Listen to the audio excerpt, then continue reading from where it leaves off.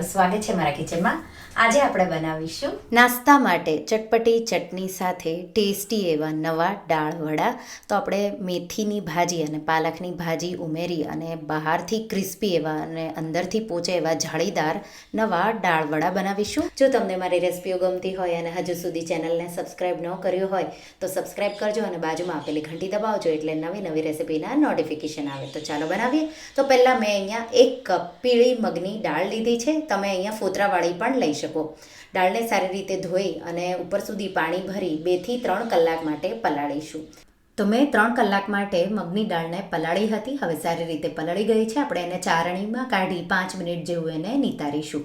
તો ત્યાં સુધીમાં આપણે ચટણી બનાવી લઈશું. તો દાળવડા સાથેની એના માટે મિક્સર જારમાં 1 કપ લીલા ધાણા ડાળખા સહિત 2 લીલા મરચાં અને સાથે 1 નાનો ટુકડો આદુનો, લસણ જો ખાતા હોય તો 3 થી 4 કળી લસણની, સાથે 1 ટીસ્પૂન જીરું, 1 ટીસ્પૂનથી થોડી ઓછી ખાંડ, અડધી ટીસ્પૂનથી થોડું ઓછું મીઠું અને અડધી ટીસ્પૂન સંચળ ઉમેરીશું.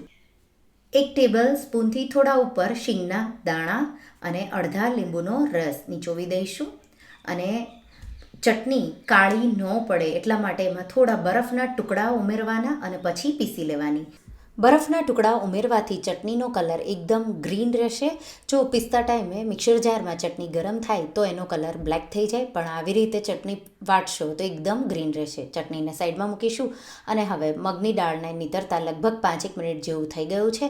મિક્સર જારમાં મગની દાળ ઉમેરી દઈશું અને સાથે આપણે એમાં 1 ઇંચ આદુના ટુકડા, 6 થી 7 લસણની કળીઓ, લસણ ન ખાતા હોય તો લસણ નહીં ઉમેરવાનું, અને 1 લીલા મરચાંના ટુકડા ઉમેરી અને આપણે એને વાટી લઈશું.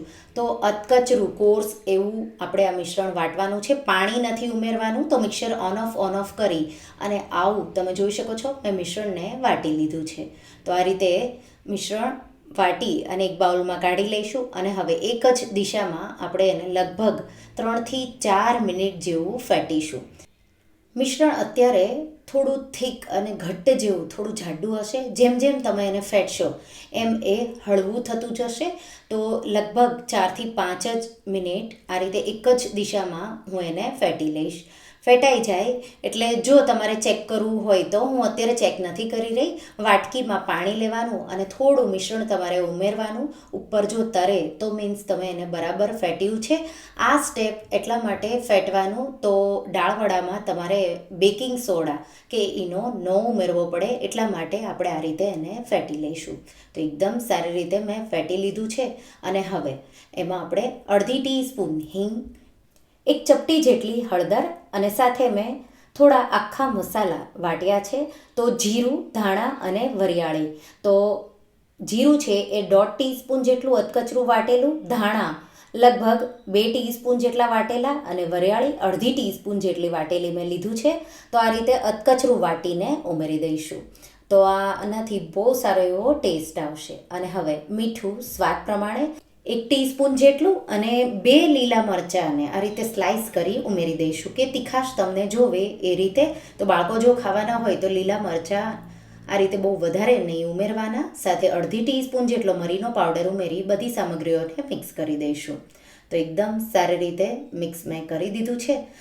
આ દાળવડા થોડા આપણે અલગ બનાવીએ છીએ. તો એમાં આપણે 1 કપ મેથીની ભાજી કે પછી 1 કપ પાલકની ભાજી, ગમે તે તમે લઈ શકો છો. 2 મેં અડધું લીધું છે.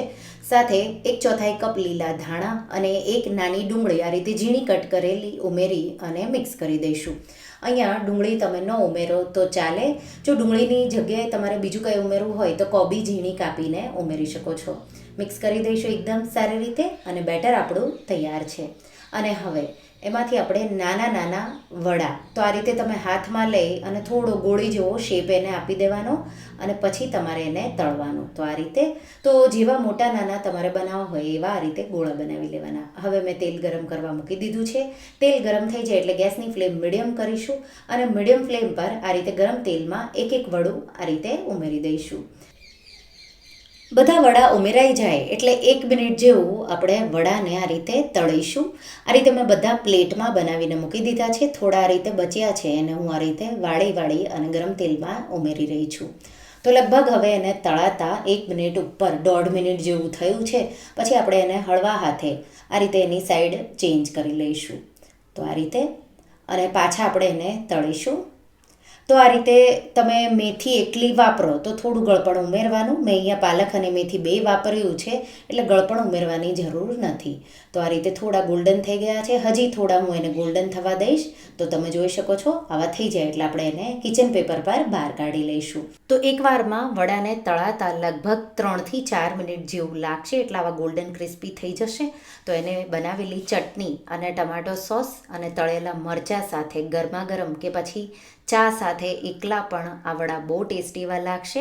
જો તમે દાળવડા બનાવ્યા હોય પણ આ રીતે ક્યારેય જો ન બનાવ્યા હોય તો એકવાર આ રેસીપી તમે જરૂરથી ટ્રાય કરજો. તો તમને આ રેસીપી કેવી લાગી મને કમેન્ટમાં જરૂરથી જણાવજો. અને જો રેસીપી ગમી હોય તો વિડીયોને લાઈક કરજો, શેર કરજો અને મારા ચેનલને સબસ્ક્રાઈબ કરજો. અને આવી જ નવી રેસીપીઓ માટે તમે બેલ આઇકન બટનને પ્રેસ કરજો. Thank you for watching.